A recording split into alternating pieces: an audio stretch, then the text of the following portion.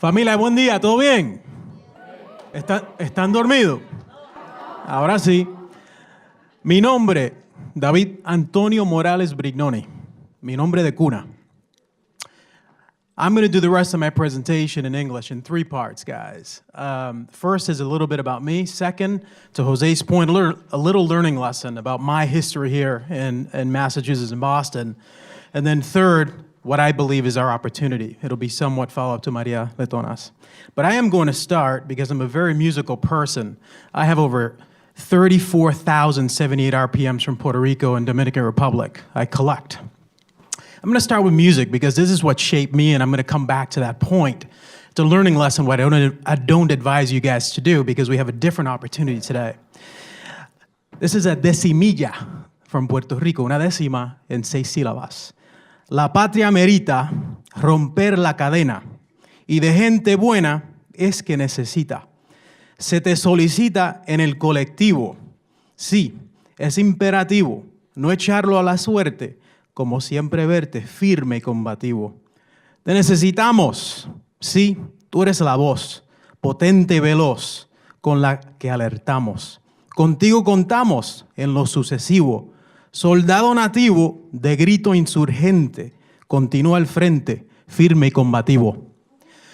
I did not write that. A very good friend of mine wrote that when I expressed to him all the issues that I was going through in state government. I was one of maybe 3 at the time, Jeffrey, myself. And I have that decimilla on my wall since 2001. And I still have it today in my professional setting at Steward Health Care. Because my journey, and I'll talk a little bit about me and then I'll talk about the journey, was about fighting here. Firme y combativo, because we were alone. Puerto Rico, got here when I was roughly 12 years old. Lynn, Massachusetts, highest crime rate in the nation per square foot at the time. It was a time to brawl. First weekend, I'm there. I'm literally in a dogfight with 2 other kids. That Monday when mom goes to register me, my mother, God bless her, we're walking down the street to Harrington and Lawrence, and 2 kids start throwing rocks at me, and I'm brawling. That's how I grew up in Lynn, Massachusetts. It was a dogfight day to day. And what built my DNA. I went on to have a very successful football career in high school, very successful career in Bowdoin College, and everything I did professionally was all about how to map the game plan. And that's how I did it. When I first got to Boston, Massachusetts, I started talking to folks about an opportunity. I never asked for help. I always said, I just need an opportunity to compete. So I distributed my resume around the State House. I went to different people that folks always call leaders, et cetera, et cetera. Never got a call back over 4 months. I got a call back from a gentleman named Paul Romery at the House Ways and Means Committee. Paul Romery brings me in for an interview. There's 73 guys outside the door, guys and gals, waiting for an interview. And I finally make it. I go in for my second round of interviews. I'm there with Paul Romery and the Speaker Tom Fernand at the time, Bill Kennedy's chief of staff. I come in for a third interview, and I get the job. And I asked Paul Romery, why did I get the job? He said, first, this is 1997. First, we've never hired a Latino. And 2, you went to Bowdoin College, so you've got to be smart. Those words were so powerfully profound to me that I literally went on a mission to say, okay, how do I become the smartest, most agile, most aggressive in this organization so I can, A, create value to be able to succeed, and 2, to be able to beat everyone else who I know is probably going to be preferred ahead of me, since I'm the only one. And so that transcended, that DNA of competition transcended everything I did in government and in the last 7 years corporate America. It was all about how do I position myself to be the most aggressive, smartest, most value-added person in the room so that whenever there's an opportunity, I jump on it to win. That's what drove me. That's who I am. Boston experience, 1997. We're in Boston politics. Finally get to my job. And I remember a year later, I meet this gentleman named Jeff Sanchez. He and I both wore glasses at the time, somewhat bald. We're walking down the hallway, great. We meet, excellent. Good to finally know you. There's another one of us over there named Joel Barrera, but he's leaving. I'm assuming some of you know Joel Barrera. Great. Oh, that's awesome, Jeff. Literally 10 minutes later, I'm walking back to my office and somebody says, hey, Representative, congratulations. There were so few of us. Everybody thought we were the same person. That was 1998. Fast forward. we get an opportunity to start building allegiances. Jeff and I get hired over to the Senate President's office after I help build Prescription Advantage and Medicare Part D. I go back to the State House, and Jeff Sanchez and I start thinking about how do we actually start building some financial resources. I'm in the Senate President's office, you're in the House. How do we start building resources for the community? And at the time, there was roughly $100,000 earmark for the Gaston Institute. And from that, Jeffrey and I built over $100 million in earmarks for Latino initiatives over the span of 5 years.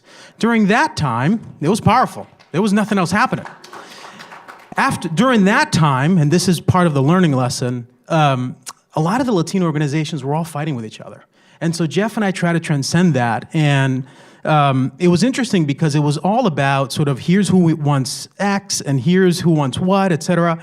And it made it really difficult to build sort of a strategic, organized, focused campaign on building Latino power or Latino coalition. Sometimes I was in the middle of that. Jeffrey was always in the middle of it because he was an elected official.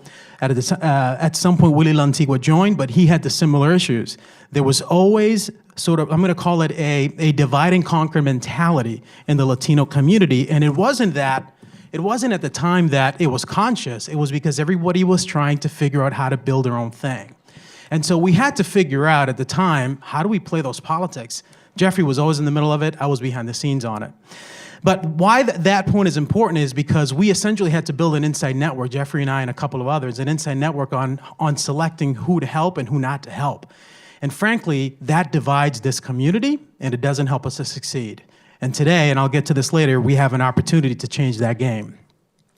So let me get to the opportunity, because I could be here for hours talking about my time in government. My time in government was brutal. It was intense. I went from supporting the Speaker, Tom Finneran. I went back to building a state agency, which is now Medicare Part D, which I'm very proud of.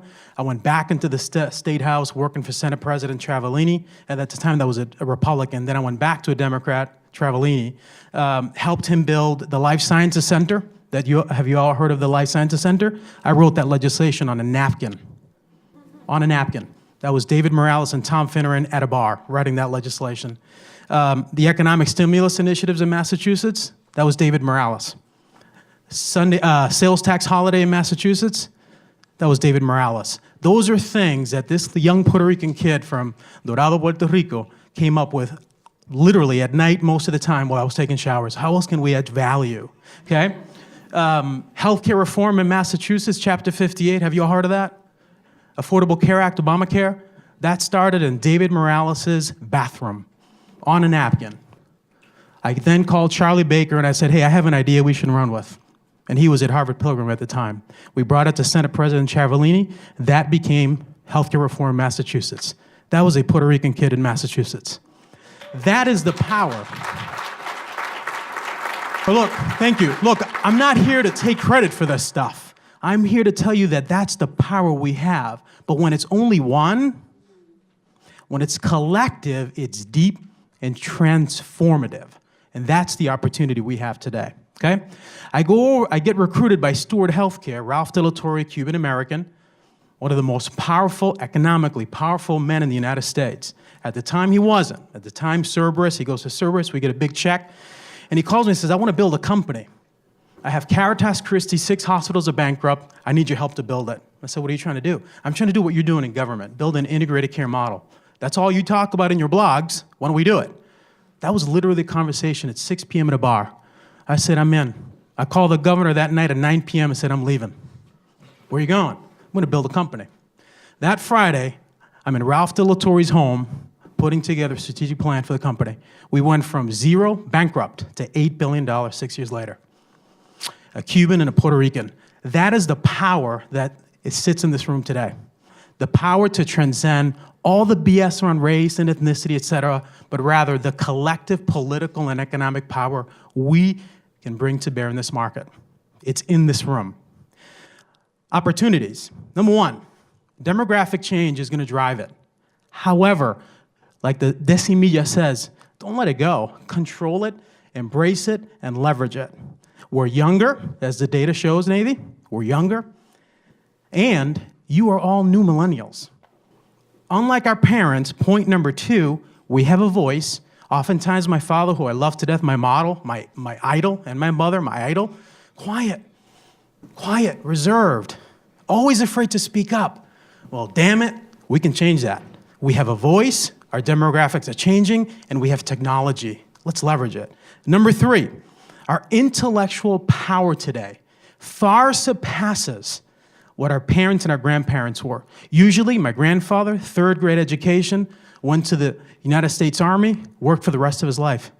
My father, high school, went to the Navy, worked for the rest of his life. Our educational attainment is a key factor and a differentiator between us and our colleagues. Leverage it. Finally, our work ethic. I say this to everybody. How the hell, when folks ask me in Washington, D.C. at the U.S. Chamber Board meeting, how the hell did you get here? You're 43 years old. I said, I work my tail off. And if you put a project in front of me, I guarantee I'm not gonna sleep. I'll be up all week to figure out how to beat you. And the guy says to me, you're crazy. I says, that's exactly right. That's exactly right. Our work ethic, number 1, and number 2, our invisibility. That's a term I coined in the op-ed I wrote in December. We're invisible, but to me, that is such an opportunity because we are underestimated. And so my last point to you guys is leverage this moment in time to learn from my mistakes, Jeff's mistakes in the past, where we were alone trying to soldier through a myriad of political garbage. Today is the time to start thinking about how do we leverage collective power. Don't let the numbers and demographic change drive the change. Start driving change by coming together, uniting on an agenda to create serious economic and political power in Massachusetts. Mi nombre es David Morales, and this is how I amplify.